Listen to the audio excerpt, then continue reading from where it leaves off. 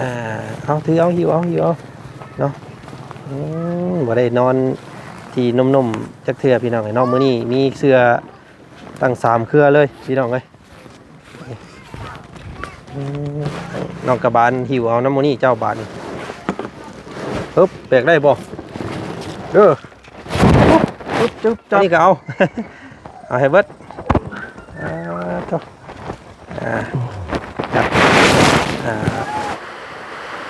สีเล็ก4กล่องเลยเก็บไปรถเนาะอันนี้ก็เก็บไปรถเดี๋ยวประกอบให้ก่อนพี่น้องมันสามารถสากโทรศัพท์ได้ดุนแต่ว่าเราบ่มีโทรศัพท์บ่สากก็ได้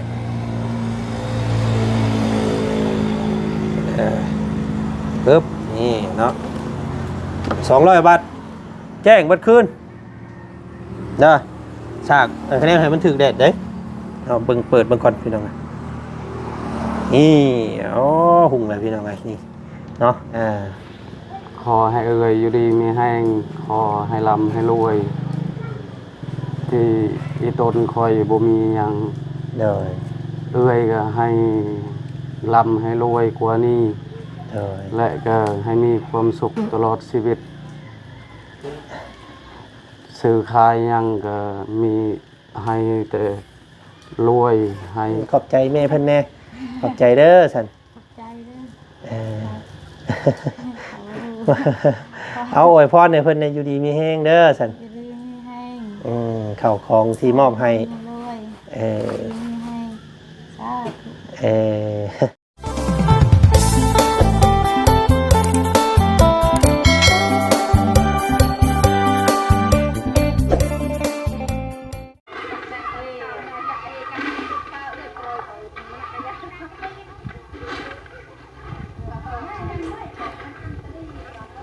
เนาะพี่น้องเนาะตัดภาพมาบัดที่นี่ทางบ่าวจันก็ได้ออกไปซื้อข้าวซื้อของเนาะเต็มหลังรถพี่น้องเลยเนาะเทินเป็นทีรับที่นอนมอนมุ่งเนาะข้าวสารอาหารแห้งพี่น้องเลยครบวงจรมารอบนี้เนาะทางเมย์พอใจดีพี่น้องเลยจากฝั่งไทยเนาะเพิ่นไปอยู่ทางประเทศสวิตว่าซั่นพี่น้องเลยเนาะเพิ่นได้เบิ่งได้ส้มติดตามทางครอบครัวของบ่าวตะโลนี่มาสักพักแล้วว่าสันพี่น้องเลยเนาะรอบนี้เมย์เพิ่นก็เลยมอบหมายให้ทางบ่าวจันจัดบริหารจัดการเบิ่งพี่น้องเลยเนาะงบ 4,000 บาทเนาะซื้อที่นอนหมอนมุ้งสาดเสื้อแล้วก็โอ้หลายอย่างมื้อนี้พี่น้องเลยเนาะตัว เสื้อ3เครือเนาะแล้วก็เข้ากระสอบ50 โล1กระสอบเนาะแล้วก็อันนี้แสงสว่างพี่น้องเลยเนาะพลังงานไฟฟ้าพลังงานแสงอาทิตย์พี่น้องเลยเนาะ200 วัตต์พี่น้องเลยเนาะ1,200 บาทอันนี้แพงขนาดพี่น้องเลยเดียวนี้เนาะเป็นเครื่องอุปกรณ์เพราะว่าน้ำมันแพงอีกอย่างก็ขึ้นหมดเลยพี่น้องเลยเนาะแล้วก็อันนี้เป็นกระติกน้ำร้อนเนาะเวลาเราต้มน้ำต้มในแหละถอกใส่นี่มันจังบ่ได้ต้มน้ำหลายเทื่อว่าซั่นซะพี่น้องเลยซื้อมาให้น้องเพิ่มเติมอีกเนาะนะครับอันนี้เป็นถังน้ำเนาะเก็บน้ำไว้อาบไว้กินพี่น้องเลยเนาะกระถางนึงปักใหญ่พี่น้องเลยอันนี้เป็นเสื้อเนาะเสื้อเด็กน้อยแรกเกิดแล้วก็เสื้อน้องๆทั้ง2ลูกเรา2คนนั่นแหละพี่น้องเลยแล้วก็เป็นเปนอนน้ำพี่น้องเลยเนาะเอาเป็นเปผูกต้นเสานี่แหละเนาะมันจังโอนธรรมชาติบ้านเฮาว่าซั่นพี่น้องเลยแล้วก็สำคัญกับตัวนี้แหละเนาะเป็นข้าวซีดีแลกเนาะข้าวโอ๊ตพี่น้องเลยของฝั่งไทยเลยแหละนี่เนาะนี่4 กล่องพี่น้องเนาะซื้อมาให้ดูแรกเกิดแล้วก็ปลากระป๋องกับนมเนาะถือว่าเบิดพอดีพี่น้องเลยเนาะงบ 4,000 บาทเนาะเฉพาะอันนี้ก็ 1,000 เข่าก็ 1,000 พี่น้องเลยอันนี้ 1,200 เนาะแล้วก็ข้าวโอ๊ตแล้วก็กระตุ้งกระติกน้ำมันนี่แหละเนาะ800 บาทก็เบิดพอดีพี่น้องเลยเนาะ4,000 บาทงบเมย์เพิ่นมอบให้เนาะเอาจังไดก็ขอบพระคุณเด้อเนาะเมย์ใจดีเมย์เพิ่นบ่ออกซื้อออกเสียงพี่น้องเลยเนาะเพิ่นว่าบอกแต่ว่าเป็น ฟังไทยกับพ่อเด้อว่าสันพี่น้องเนาะเนาะก่อนอื่นทางบ่าวจันพี่น้องเลยกับทักทายเนาะสบายดีเนาะสบายดีพ่อแม่พี่น้องเนาะหมู่เพื่อนมัดสุขุสุคนพี่น้องเลยเนาะผู้ที่เบิ่งที่ชมคลิปนี้อยู่ในตอนนี้พี่น้องเลยเนาะก็ขอบพระคุณหลายๆเนาะที่ติดตามเบิ่งชมคลิปบ่าวจันโดยตลอดมาเนาะมื้อนี้บ่าวจันมาเป็นสะพานบุญให้ทางเมใจดีจากฝั่งไทยพี่น้องเลยมอบหมายทางบ่าวจันนำเข้าของเครื่องใช้เนาะมาให้ทางครอบครัวของบ่าวตะลุกับน้องกระบาลพี่น้องเลยเนาะเพิ่นบ่เคยมีแล้วพี่น้องเลยเนาะเป็นที่นอนหมอนมุ้งอันนุ่มๆเลยพี่น้องเลยเนาะเอามาเบิ่งมาชมนํกันพี่น้องเพิ่นสิดีอกดีใจซำใดไปเนาะเข้าไปทักไปทายน้องเพิ่นอีกไปโอเคน้องเพิ่นมาแล้วมื้อนี้พี่น้องเลยเนาะโตเอาสบายดีอีกรอบนึงแน่เนาะเอาเดี๋ยวเด้อนิบมันระเบิดใส่ก่อนพี่น้องเลย เอาเนาะนี่แหละเนาะทางบ่าวจันออกไปซื้อข้าวซื้อของมาให้ตามที่ได้บอกไว้เนาะงบ 4,000 บาทพี่น้องเลยเนาะก็โอ้ได้เข้าอีกเลยเนาะมื้อนี้เป็น2กระสอบใหญ่บาทนี่เนาะบ่ต้องเมื่อยเฮ็ดเวียกซื้อข้าวเมื่อยเฮ็ดเวียกซื้ออย่างอื่นช้าบาทนี่เนาะซื้อเครื่องอยู่ของกินเชื่องข้าวเฮือนข้าวซ่านเนาะข้าว2กระสอบนี่โอ้ได้อยู่2 เดือนเนาะเนาะเอาไปคนเข้าไปในเฮือนก่อนเดี๋ยวเฮาจังขอมุกขอบใจเพิ่นอยู่ในเนาะไปเบิ่งนำกันมีหยังแน่ในนี่พี่น้องเอ้ยเนาะไปเนาะเอาถือเอาหิวเอาเนาะบ่ได้นอนที่นุ่มๆจักเทื่อพี่น้องเอ้ยเนาะมื้อนี้มีเสื้อตั้ง3เครือเลยพี่น้องเอ้ย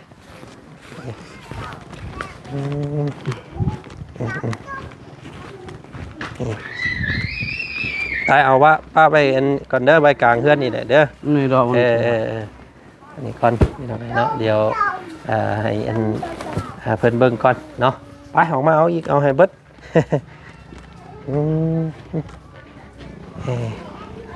เจ้าแบกเอาเข้ารถเจ้า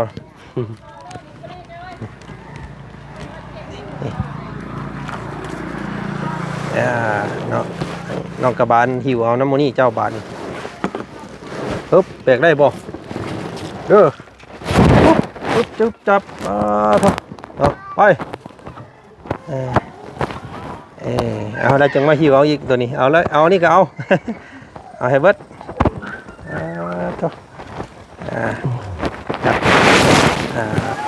เดี๋ยวเพื่อนเลยมือพี่น้องไปเนาะให้น้องเพื่อนเนาะเนี่ยไปโอ้โถ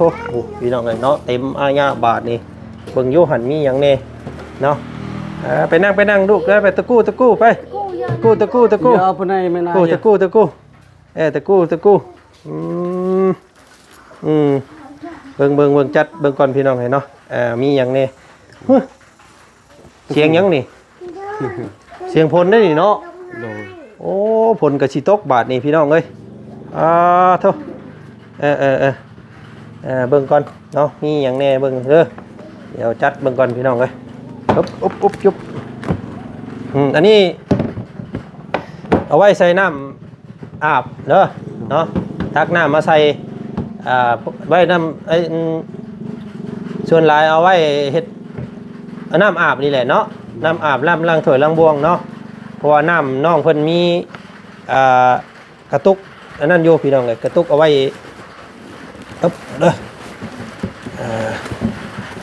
นี่เนาะนี่เด้อสาธุอันตั้งแต่ชมเจ้าอันอยู่น้ำกันมานี่ได้นอนอยู่บ่แบบนี้ฮะก็ได้บ่เคยนอนจักเทื่อบ่นี่พี่น้องไงเนาะปึ๊บผลก็มาแล้วพี่น้องเอ้ยหายหักบาทนี่มีอย่างแนวตากบ่แบบคนเขาว่าไปฝนตกแต่มันเปียกได้หันพี่น้องเลย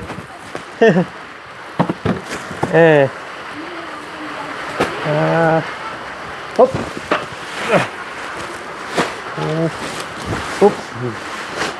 นี่เนาะนี่เข่านี่นะครับเป็นของไทยอย่างดีเนาะเข่าซีเล็ก 4กล่องเลยเนาะมอบให้น้องผ้าใสให้นมยังไง ตึ๊บเอากันดูเข้ากันเบิ่งเด้อเนาะเอ็มพี่น้องเพื่อนเนาะ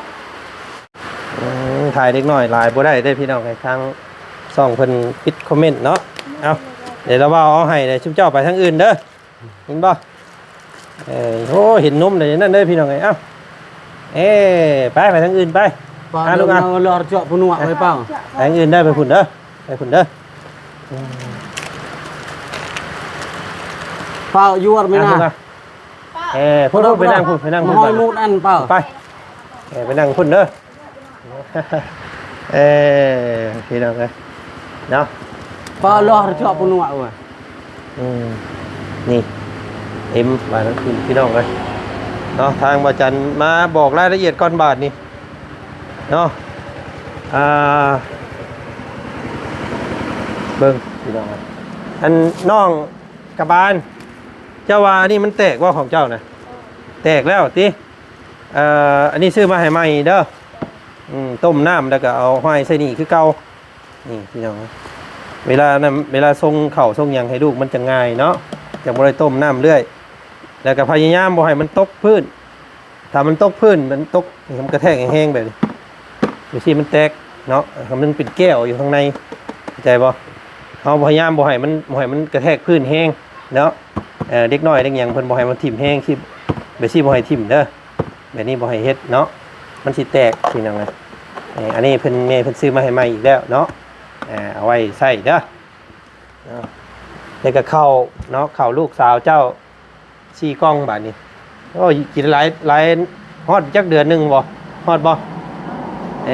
เพิ่นกินหลายบ่ลูกเจ้ากินหลาย กระลับหนึ่งแหละนะ แล้วก็เบิ้งนี่พี่น้องเลยเนาะนี่ตัวนี้อีกเนาะว่าจันซื้อมามื้อนี้เสื้อเด็กน้อยเด็กเกิดแล้วก็น้องอันนี้เสื้อของซาร่าเพิ่นนี่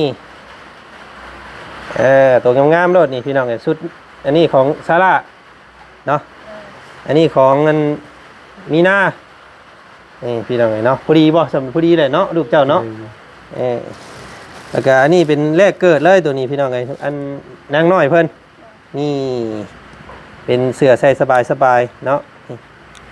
แต่ไม่น้อยๆพี่น้องไงเนาะเอาไว้ใส่ให้อีหล่าเพิ่นเด้อคือสิใส่ได้อยู่เนาะได้อยู่ซื้อมา2อันนี่พี่น้องไง2ชุดเนาะชุดชุดนอนเนาะเก็บไว้และอันนี้เป็นอู้ผูกเสานี่เด้อเวลาลูกเจ้านอนนั่นบ่ให้นอนสวิงนะเข้าใจป่ะ แม่เพิ่นเห็นนอนสวิงเนี่ยโอ้ยว่าซั่นพี่น้องเอาผูกอันนี้ผูกตัวนี้ตัวนึงและอันนี้ให้เอื้อยเพิ่นเนาะย่านเพิ่นญาติน้องแม่เพิ่นว่าญาติน้องมีนากับเมษาเพิ่นญาติน้องและผูกให้เพิ่นนอนอยู่พุ่นแล้วก็ให้ลูกตัวน้อยนอนนี้เด้อซื้อมาให้2อันนี่เอาตัวโลเด้อเสือกหาเองเด้อเสือกเด้อเอาเนาะเอาไว้ผูกเนาะแล้วก็มีอะไรอีกพี่น้องเลยเนาะเบิ่งฝนกระตกเลยพี่น้องเลยเนาะฝนมามื้อนี้นี่ชุมเจ้าบ่มีไฟว่าซั่นพี่น้องเนาะไฟบ่มีอยู่แบบมืดๆแต่ละวันพี่น้องเอ้ยเนาะวันนี้แม่เพิ่นมอบแสงสว่างให้นี่เนาะเดินเลยเจาะพุ่นวะเว้ยเปล่ามันใกล้แต่เราโยนเปล่านี่เนาะมอบไฟโซลาร์เซลล์ให้มื้อนี้เนาะปุ๊บนี่แผ่นฉากมัน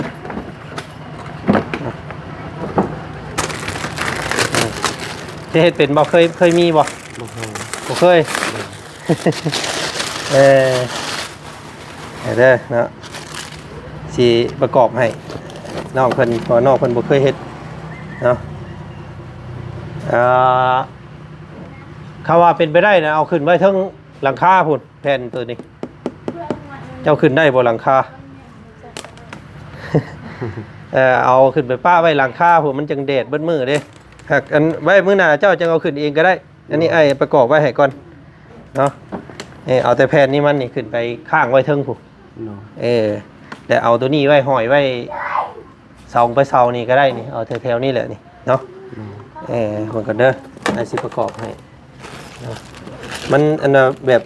สากอันโทรศัพท์ได้แต่ว่าชุมเจ้าบ่มีเนาะโทรศัพท์บ่มี บ่มีก็บ่ใช้ก็อย่าเนาะบ่ใช้ก็อย่าทำบ่มีอันนี้เก็บไว้ก่อนเด้ออันนี้เก็บไว้โลดเนาะอันนี้ก็เก็บไว้โลดเดี๋ยวประกอบให้ก่อนพี่น้อง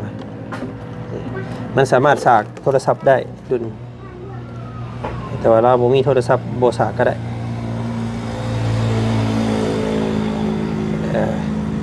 ปึ๊บนี่เนาะ200 บาทแจ้งบัดคืนนะฉากคะแนนให้มันถึกแดดเด้เอาเบิ่งเปิดเบิ่งก่อนพี่น้องนี่อ๋อหุ่งเลยพี่น้องนี่เนาะอันนี้นี่กลางคืนมามันสิใต้เองมันเด้อแต่ว่าแจ้งแล้วเพิ่นก็สิมอดเองเข้าใจบ่บ่ต้องเฮ็ดหยังมันเลยเด้อเดี๋ยวอ้ายสิกดระบบออโต้ให้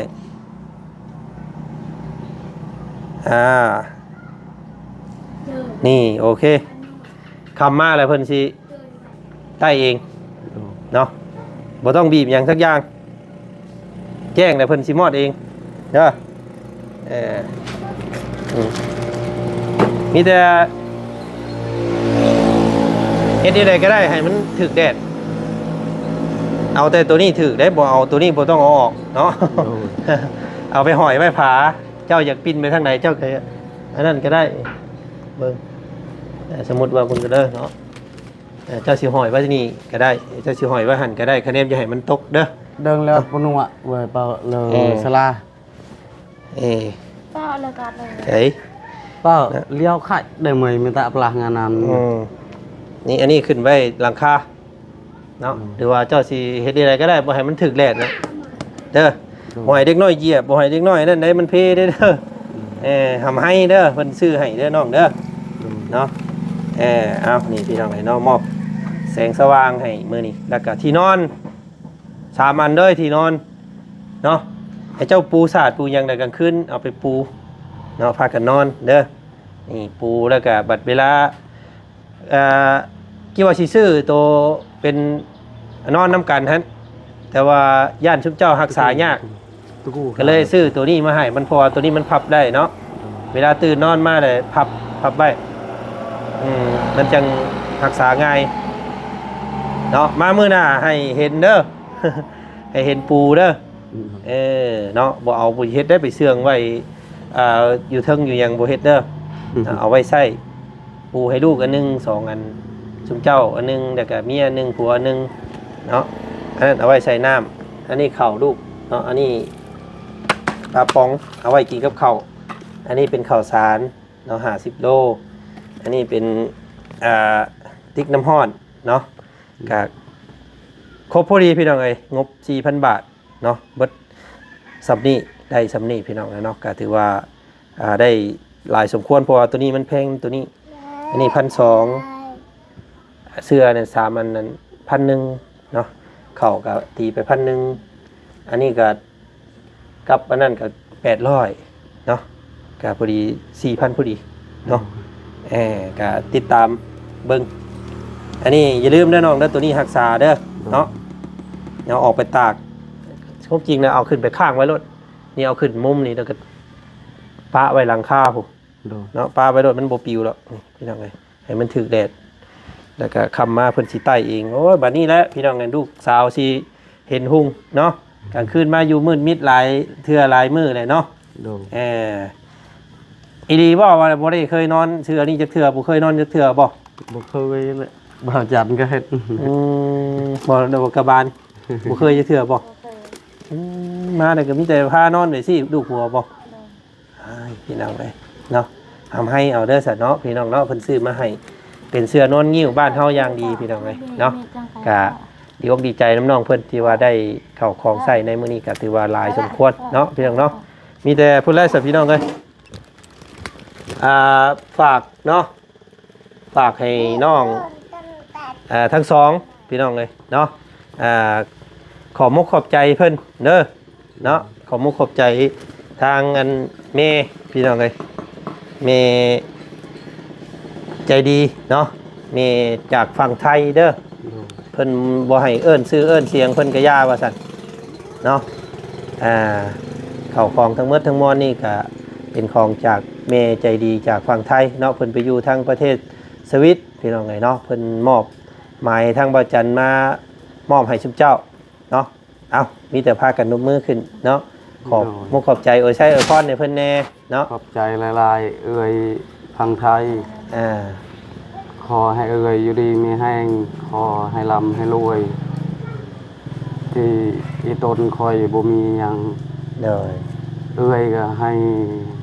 ร่ำให้รวยกว่านี้และก็ให้มีความสุขตลอดชีวิตซื้อขายยังก็มีให้แต่รวยให้แต่ได้ขอให้เอ่ยมีความสุขและเกิดอยู่ดีมีแห้งสาธุนกกระบ้านขอบใจแม่เพิ่นแน่ขอบใจเด้อสันขอบใจเด้อเอาอวยพรในเพิ่นในอยู่ดีมีแห้งเด้อสันอยู่ดีมีแห้ง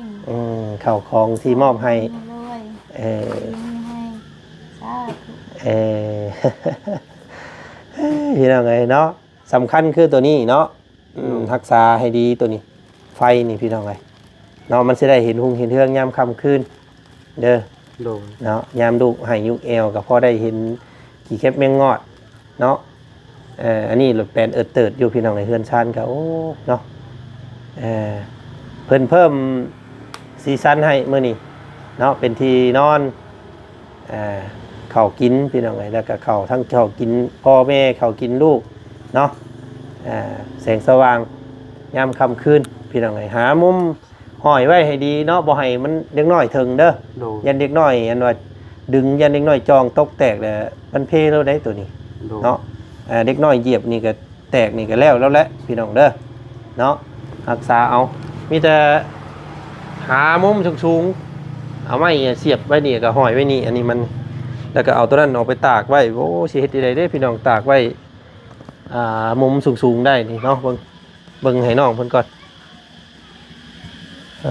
มีไปขึ้นขึ้นรถนี่เจ้าขึ้นไปนี่เจ้าถืออันนั้นมันนะป้อนขึ้นไปเทิงพุ่นป้อนข้างไว้ซื่อๆก็ได้บ่ตอกก็ได้มันนักอยู่เนาะมันบ่ปิวดอกแล้วก็เอาอันตัวหัวมันน่ะนี่เอามีเล็กตะปูบ่ห้อยไว้นี้ปิ้นให้มันสาดไปสิเด้อให้มันสาดลงยามกลางคืนเนี่ยมันเอาสัตว์พี่น้องเลยเนาะมีแต่ประมาณนั้นเด้อน้องเด้อเนาะมีแต่ตามนี่แหละเนาะมื้อหน้าแล้วว่าสิเข้ามาอัปเดตเบิ่งเนาะเข้าของสิเป็นได้ไดเนาะเครื่องอยู่ของกินสิอยู่ฮอดมื้อใดเดี๋ยวทางประจันสิมาอัปเดตให้ทางแม่เพิ่นเบิ่งเพิ่มเติมอีกเนาะว่าการติดตั้งฟืนไฟเพิ่นสิเหมาะบ่พี่น้องเลยหรือว่าได้ใดเนาะมีแต่เอาไปปูเด้อมื้อแรงเริ่มแต่มื้อแรงโลดเชื่อเด้ออย่าลืมเด้เนาะพี่น้องให้รักษาเอาย่านแต่เฮือนนี่แหละบัดนี้เนาะอันบ่ได้เคยป้าจักเทื่อบ่เฮือนมีคนอยู่ตลอดบ่เคยมีอายุตลอดมีแต่ค่อยผู้เดียวเฮ็ดเวียกตั้งแต่มาก็อยู่แบบนี้เลยเมียเจ้าเนาะโดยมีแต่1ข้าว1น้ำตักน้ำตักท่าเนาะโดยนั่นแหละพี่น้องในทางบ่จันจึงบอกว่าให้กินยาคุมเนาะพอแล้วลูกนะพี่น้องเลยเพราะว่าสิแล้วคำว่าชุบเจ้าบ่กินยาคุมแต่มันไล่ลูกต่อเนื่องแบบนี้แต่ชุบเจ้าก็บ่มีโอกาสได้ไปเฮ็ดเวียกเนาะเอาแต่ลูกอยู่นี่แหละตายเลยผู้เป็นพ่อเฮ็ดผู้เดียวเนาะรู้สึกเมื่อยหลายนั่นแหละพี่น้องแต่เราอยู่นำก็เราได้เฮ็ดเวียกพาลูกมันเพราะว่ามันเอา หัวปีท้ายปีได้พี่น้องเนาะมันบ่มีเวลาได้เฮ็ดเวียกเฮ็ดสร้างเลยเนาะมีแต่กำกับเรื่องตัวนั้นเนาะเงินยาคุมเดือนหนึงพุ่นพี่น้องแพงหนึงเนาะกินยาคุมเอามันจังบ่แพ้เนาะจังบ่แพ้กระตูเฮาหรือว่าไปเฮ็ดมันก็ยังบ่เคยพาไผไปเฮ็ดจักเทื่อพี่น้องเลยบ่จันก็ได้ยังบ่ทันมีความรู้เรื่องเฮ็ดมันปานใดเนาะก็เลยมีแต่แนะนำให้กินยาคุมนั่นแหละเนาะ เอาสันโอเคทั้งท่านมื้อนี้อ้ายไปทางอื่นต่อก่อนเดี๋ยวสิเข้ามาอัปเดตเบิ่งใหม่เด้อ โดย เอาสบายดี โดยสบาย รักษาเด้อรักษาเข้าของเด้อ โดย โอเคพี่น้องเนาะมาเนาะ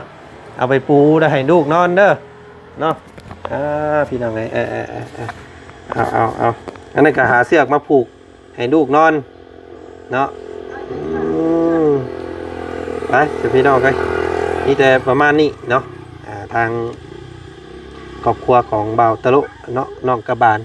ถือว่ามื้อนี้มีผู้มาทานแนวอยู่ในกินเนาะถือว่างดงามหลายว่าซั่นซะมื้อนี้ก็ได้เนาะอย่างไรก็ขอบพระคุณเนาะขอมุกขอบใจทางแม่เนาะแม่ใจดีพี่น้องจากฝั่งไทยเนาะเหมาะหมายทางวัดจันทร์สวยเดือน้องเพิ่นมื้อนี้พี่น้องเนาะก็ขอให้เป็นท่านที่ทำแก้วเด้อเนาะแม่เด้อทานไปแล้วให้ไหลขึ้นหาพ่อกับแม่คือเก่าทานมื้อเช้าให้ไหลเข้ามื้อแลงเด้อเนาะทานไปแล้วก็อย่าบกเป็นหาดอย่าให้ขาดเป็นวังเนาะคิดสิ่งหยังทำสิ่งหยังก็ขอให้สมลังมโนนึกพี่น้องเลยเนาะคิดเงินได้เงินคิดทองได้ทองเนาะเงินได้น้องทองไหลมาเด้อแม่เด้อเนาะมีความสุขความเจริญทางกายทางใจเนาะตลอดปีตลอดไปเนาะสบายดีปีใหม่พี่น้องเลยเนาะขอบใจแม่หลายๆมื้อนี้ทางประจันขอตัวก่อนเนาะคลิปนี้สบายดีเมื่อสักครู่สุกคนพี่น้องเนาะขอบใจหลายๆแล้วร่ำรวยๆตลอดปลอดภัยสบายดีเนาะ